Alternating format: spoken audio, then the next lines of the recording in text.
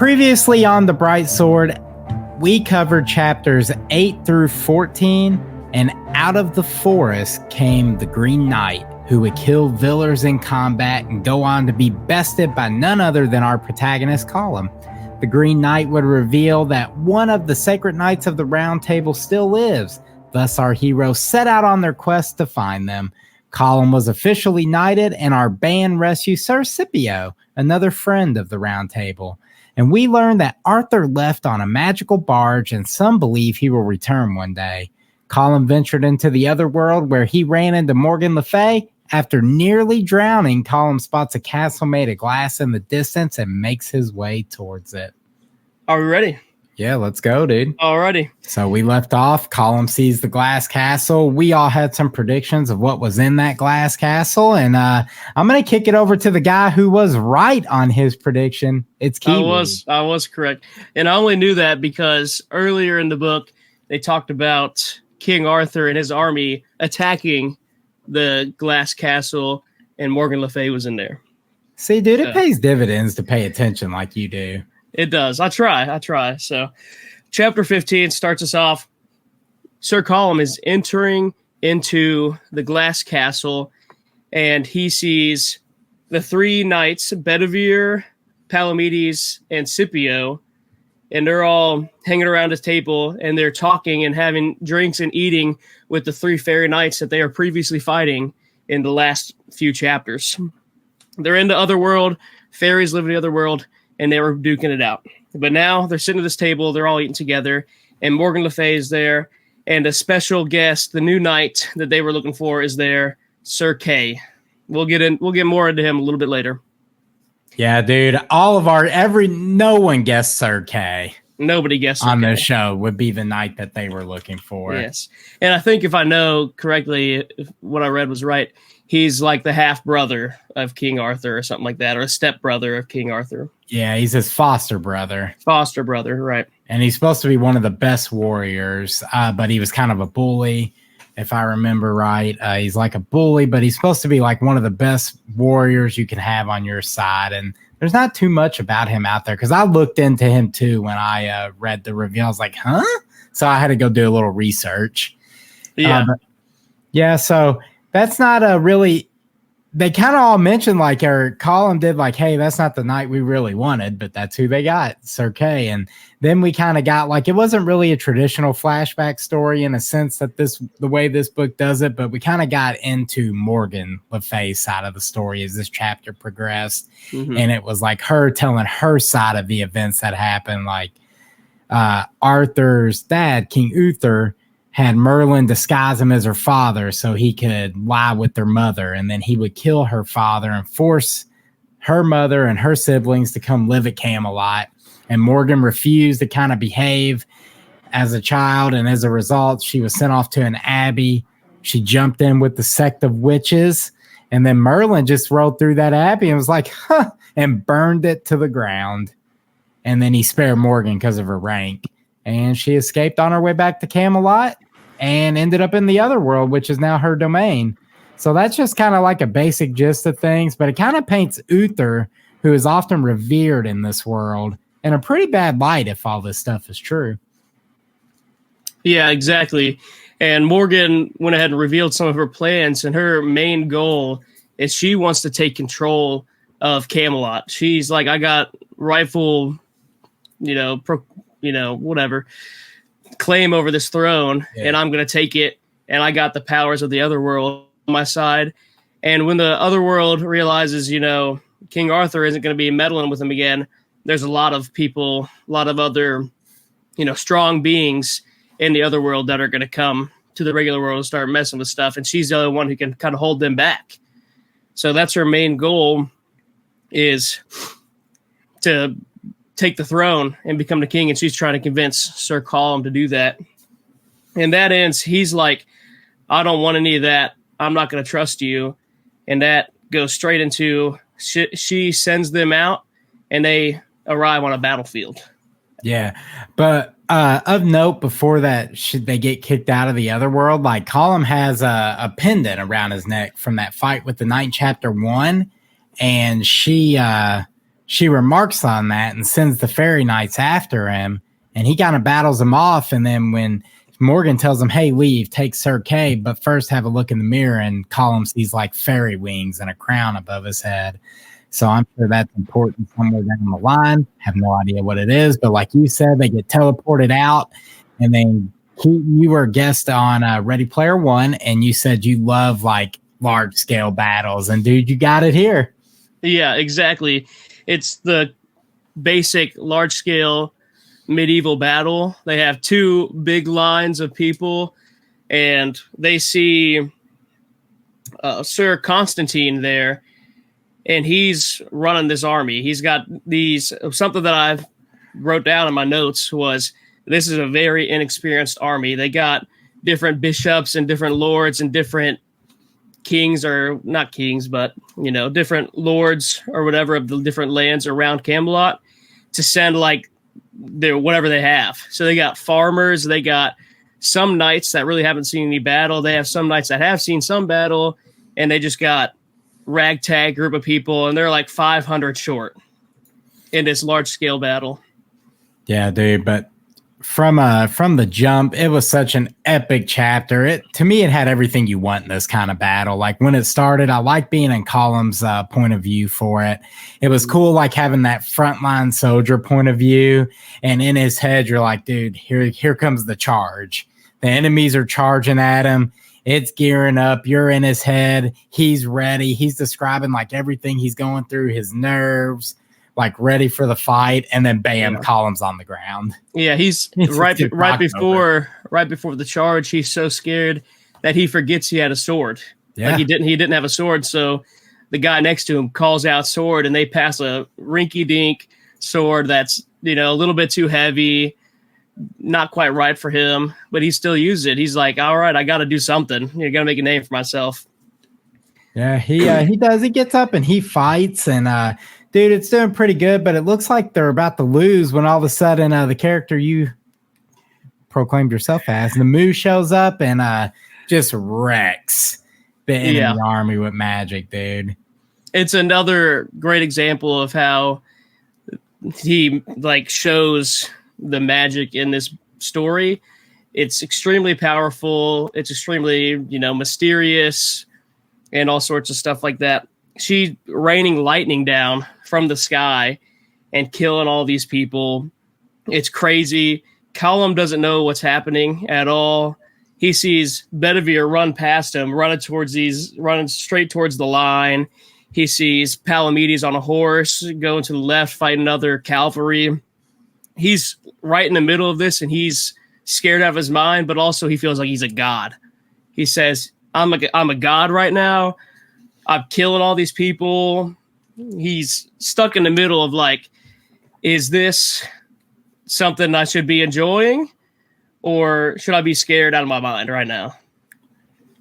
Yeah, and eventually, all in all, dude, for a large scale battle, it was fantastic for Camelot, for the table. I loved it. If you're into fantasy books at all, this chapter was for you. Over the top battle, I'm here for it. Definitely. We get like the celebration. They kind of won the battle. They beat him back. One of my favorite parts of it is like, dude, the homie Bedivere grabbed an arrow out of midair and then stabbed someone in the eye with it. Like, I ain't messing with Bedivere. Who's messing with this dude? Arrow coming at him. He's like, nah, this is mine. Boom. And he only has one hand, so I mean, he can't grab it. You can't grab it with the other arm. No, dude. Bedivere is him. That's what's up. And then I think right after that, he steals a club from some other dude and bashes the dude's skull in with the club that he just stole from him. Yeah, he's him. So like Column kind of interjects after the battle's over. The knights and the lords are discussing like what to do next. And he's like, guys, I know you're all worried about who's going to be king and this and that, but Morgan Le Fay is coming. She's coming for the throne. He lets them know. And then Namu kind of enters the room during the discussion, and Column is sitting there like, now all of a sudden my man's love struck. He saw her out here like throwing lightning bolts, and he done fell in love with her. So I don't know. I guess we have a potential love story in the making is what was going through my head at this point. Yeah, that's exactly what was going through my head too. And this, I like how it goes from extremes. Like they just are in this huge battle, and now they're sitting around a long table trying to figure out what to do with the kingdom. So it's got your governmental stuff and your battle stuff, if you like. Yeah, you know, a mix. Dude. It does have it all. I really like to after they were having these conversations, Sir Colum goes out and sees Namu and helps her digging some holes or whatever and setting up this barrier. And then, you know, that even goes more into he's love struck. He's talking like he wants to get to know her a little bit more. And she's like, I don't need a husband. Yeah. She's like, hey man, I can like, you know what? I can kind of sense your thoughts here, bro. Back up. It ain't happening. Yeah. You cool, but you ain't that cool. I know, and she even flat out tells him, like, look, man, I know you're lying about something. So kick rocks, get up out of here. My romance theory, like, was born in the same chapter and died in the same chapter. Exactly. And I really like, too, this is a good chapter for character development with Colum and with Mew, because they talk about how many people they killed in the battle. Colum, he's just devastated that he had to kill 6 people. And when they're out talking in the courtyard, digging these holes and setting up the barrier and stuff, Namu's like, I killed 173 people in this fight. 7 of them were our people. 1 of them was a lady. So it just shows the difference between, you know, the guilt that, or whatever you want to call it, the difference between her and Colum and what they've experienced. Yeah, absolutely, dude. Another good chapter. At the end of their discussion, she tosses him a silver shilling and says, you're going to need this more than me. And I was like, what? I mean, okay. So our boy's poor. Yeah. She's like, here you go, peasant. Now get out of here. And Colum leaves. And then the next day, Colum's like, he's just revitalized, dude. He's like, you know what, man? I'm going to hit this training hard. And he's out there. He's training. Bedivere and Dinadan, I think that's how you pronounce that name. Dinadan, that's how I read it. Yeah, they show up and they're like, hey, yo, Colum, your armor's trash, homie. You can't be a knight of the round with that ragtag, junky armor on. Follow us. We're going to get you some new gear. So I was like, oh, this is nice of him, dude. And he's like perusing the hall and he's seeing all these legendary coats of armor that some knights had. And then next thing you know, my dude's seized by the knights, put in a coffin and nailed shut. And they shut him in this coffin. Yeah, they tie him up hands and ankles and put a gag in his mouth and something over his head. And they throw him in this coffin. And they're carrying this coffin, talking about how crappy he is for lying. About his situation. Like, man, you couldn't be honest about your upbringing and you thought you belonged on this table, and then they straight up throw this man down a well. They're like, peace, here you go, into the water, you're gone. And like in my head, I'm like, this is surely like a dream. Like Morgan Le Fay's messing with this dude's head or something. Yeah, that's exactly. My mind went straight to he's in the other world again. Yep. Yeah. But he wakes up. And this whole chapter 19, I think it is all about him inside of this dream or inside of this trial for the knights. And he has a whole life. He spends like 30, 40 years being a knight in different places, being part of a mercenary group, doing a whole bunch of other stuff. Knight of the Fountain for the Lord of Astolat. Yeah. And he goes up north to the Saxons or whatever, the Franks, and is a mercenary there, fights in a bunch of different battles, is pretty renowned. And he sees this girl that looks like the statue, the fountain in the fountain that he was at. And he's like, I'm forgetting something. So along this dream / trial, he is realizing like something's not right a little bit, you know, or his life wasn't how he thought it would plan out since they dumped him down the well in the coffin. Yeah, dude, this chapter took me on a ride because like I was confused the whole time. I was like, what is even going on right now? I thought it was the craziest time jump ever. I thought so too. I'm like, man, is this how they're going to jump us into the future and see the state of Britain? And I'm like, the whole time this chapter is like progressing over this long period, these decades of time, like you said, like my man is basically just going like on video game side quest, like side quest to side quest to side quest, doing stuff. And he ended up having to hunt a beast in a cave that's breath kills the land. So I was like, the heck? So he goes on a quest to fight the beast, and then he sees a sword amongst a hoard of treasure, and he picks it up, and then a dragon appears. I never thought I'd get a dragon in this book, but there it is. We had a dragon, and he eventually escapes that cave, and he finds himself at the fountain again. And what was really cool is like he put that shilling, the shilling Nemu gave him, in the fountain's hand to pay his price, and his weird acid trip came to an end. And he made it out of the well, and then all the knights were like, "Huzzah! It worked! You're a knight now." And I was like, "What is happening?" What tripped me up is how even throughout this whole thing, you think it's like, is it real? Is it fake?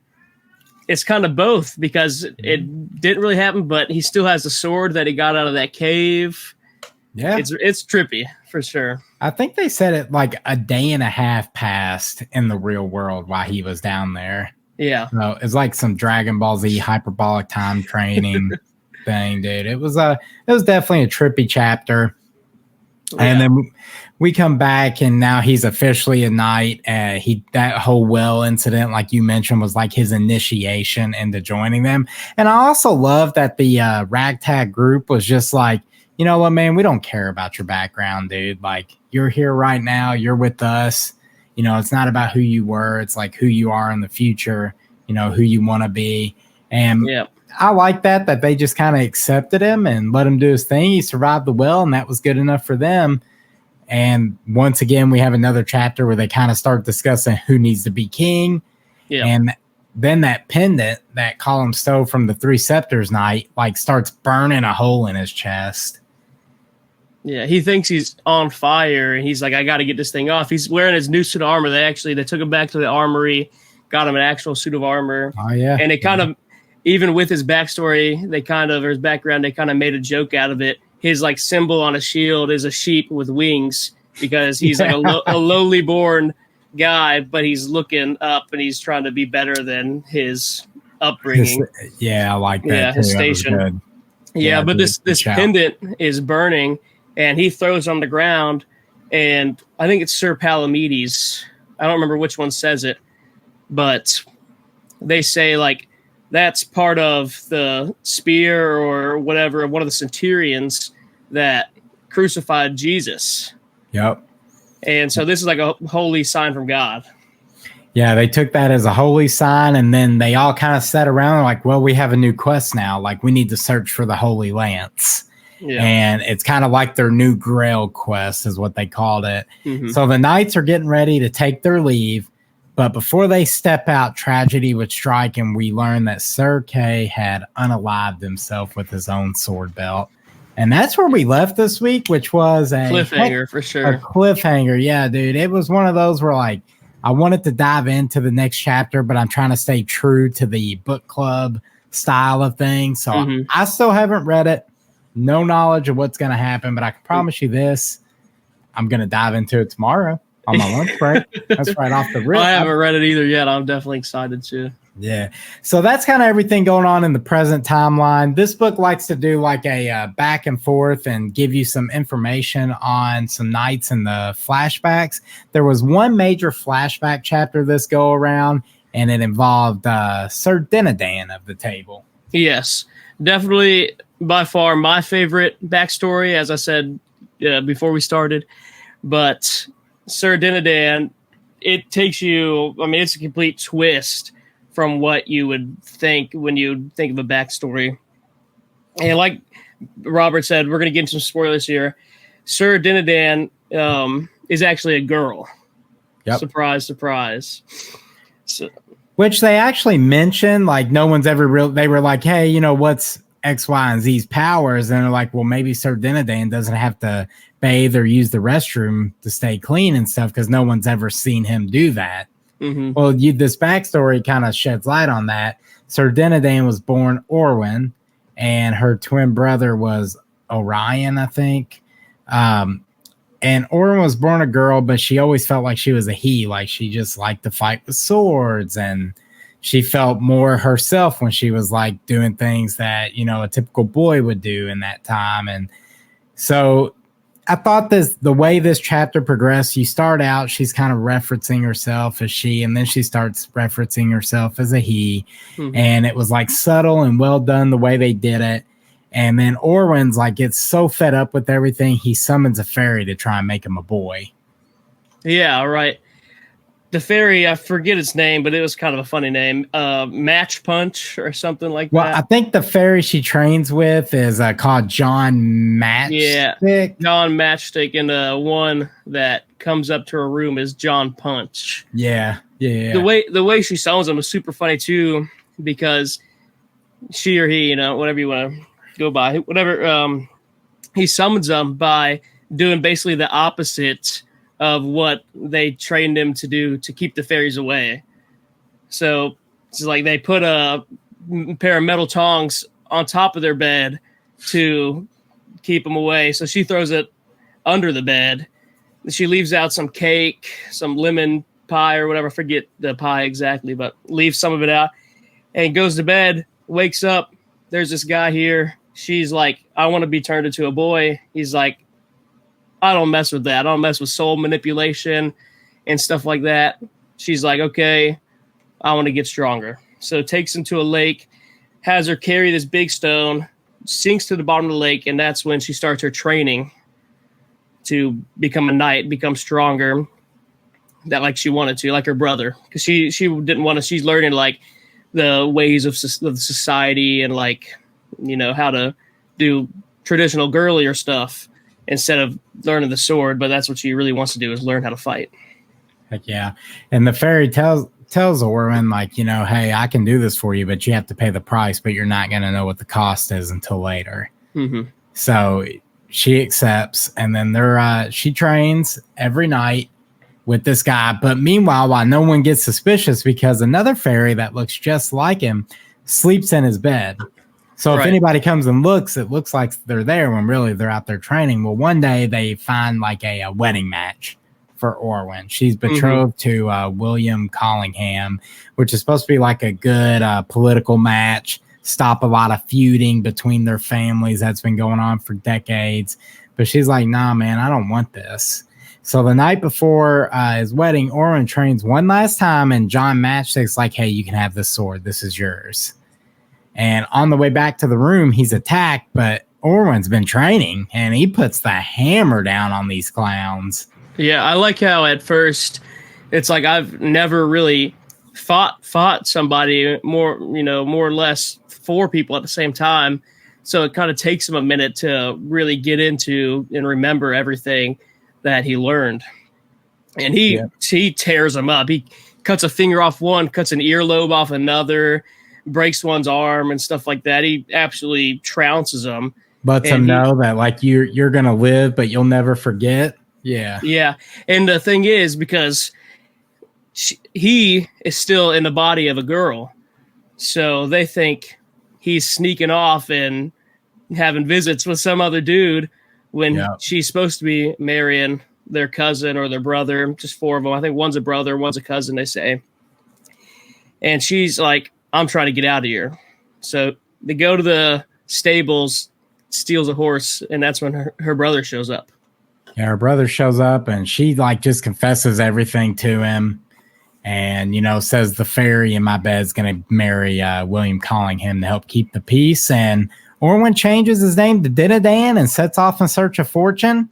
And then later he runs into the fairy who originally helped him, and he's ready to tell him what he owes. And this is like right here. I was like, oh, dude, I hope we get another Dinadan chapter. I would felt the exact same way, because I was like, how is this going to happen? How are you going to do this? Yeah, the fairy's like, look, man, you got to kill Merlin. You have to kill Merlin to repay the debt you owe to the fairies. So all in all, really dope chapter. Definitely my favorite flashback chapter. Mm-hmm, same. Yeah, really good stuff. That was the only flashback we got this week. And that is it for the book discussion for what we read. I'm going to get into some questions. And before I do, everyone wants to know, Dylan, did you read the book chapters this week? Listen.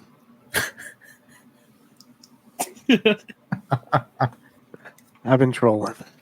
I haven't made zero progress. Zero. There you have it.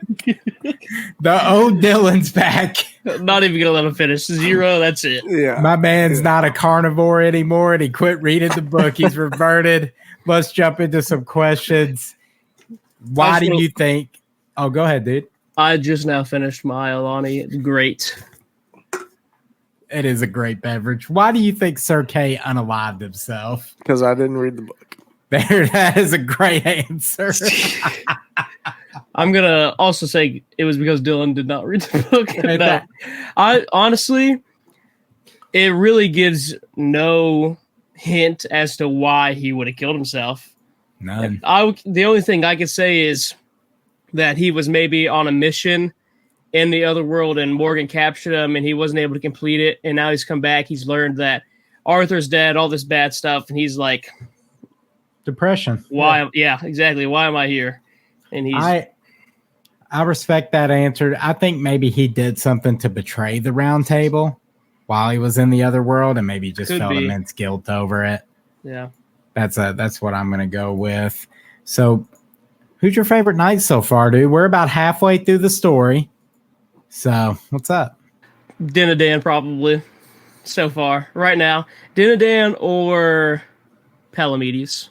Man, they're all so good. I'm gonna roll with the homie Bedivere. He's grabbing arrows out the air. Great. Yeah. Bedivere is really good. I like Dinadan and Palamedes because you see a little bit more in their like fighting. I like how they fight. Their fighting styles. Like I said, I like the battles. They both have really entertaining fights. Heck yeah, dude. Dylan, I think you can answer this one. Do you think the journey through the well that me and Keaton talked about is what gives the knights their magical powers? Do you think they go in the well and if they survive and come out, they're knights and they have a magical ability now? I would say so. I mean, that would make sense to me. I feel like it would be going through some sort of trial to get your magical powers would make sense, in my opinion. So I would say yeah. Yeah, I say the exact same thing. I would say, yes, it does give them their powers. I'm pretty sure, if I remember correctly, when they pulled them out of the well, they're like, so what power did you get? Oh, word. I forgot that sentence before I typed this question up. Keaton took better notes than me. Yeah, I could be wrong. I feel like I said that, but I'm not quite sure. I'm going to go ahead and agree with you. I think it is. I think it's pretty cool that they go through like almost like initiation thing. I mean, they mentioned Sir Scipio's been through the well and he's failed several times. Yeah. So I think Sir Colin was like, he just doesn't, maybe he knows like deep down he doesn't want to be a knight of the round table. Yeah, he's just a friend of the table. Do you think we will see King Arthur in the present timeline, or is he merely a legend reserved for flashbacks? I think he's a legend reserved for flashbacks. I think the ragtag group they have here is going to be the stars of the show throughout the whole book. I don't think he's coming back. I don't know where he's at, but I don't think he's coming back. I think if he does come back, it will be like a Force ghost. We're going to get the, the updated version. We're going to have Hayden Christensen in place. I could definitely see him coming back maybe as a ghost and helping him on his new Grail quest. Yeah. For sure. I mean, I feel like this, based on what I have read, I feel like this isn't really a King Arthur story. So I think him being more of a kind of like you said, like a flashback legend, or almost like a myth or like a story. I mean, really, yeah, I think flashback legend seems to sum it up perfectly. So I feel like this story isn't meant to focus on King Arthur. It's meant to focus on the more lesser known characters in the story. Yeah, like the motley crew of the round table. Sweet. All right, dude. 3 words to describe what we read this week. Keaton. She's a he. Nice. Dylan. I didn't read. Perfect. And mine is going to be, what is happening? Because I have no idea where this story is going to go. I could not predict anything at this point. Neither can I. And just to add a little bit more, they even said whenever Bedivere was talking about putting King Arthur on that boat, Morgan Le Fay was on that boat. That's who was his sister on the boat who called him brother. So that just adds to the mystery of what's going to happen and everything. It's a great story so far. Halfway through, it's read really quick for sure. It is, dude. It goes by quick. And if you guys are reading along with us, we are going to be covering chapters 21 through 28 next week.